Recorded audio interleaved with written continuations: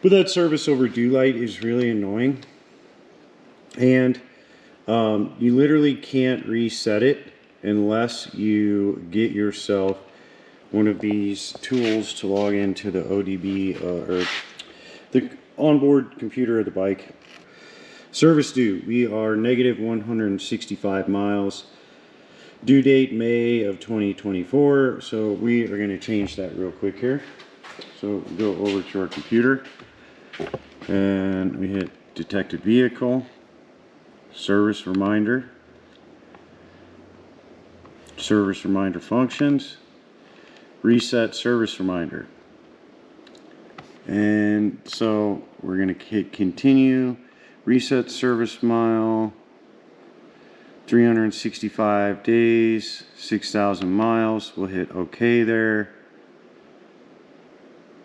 And it looks like we've been updated to August 7th, 2024, 18,886 miles. And if you go over to your service requirements, due date a year from now, distance remaining 6213, 6,000 miles. It's a little off for some reason. I'm not sure why it went to 6,200 instead of 6,000, but I'm just going at the 6,000 mile increments after that 600 mile service. Connect your GS 911, 400 bucks for that. But it allows you to read your bike. You can also get service codes and things like that.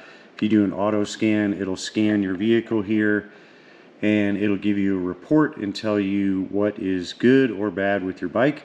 I just did. There were 0 fault codes on the bike, 12,000 miles. Hopefully you shouldn't have any, but there you go. That is how you reset your service light. And if I go back to here and start it, the air light is already gone off the dashboard.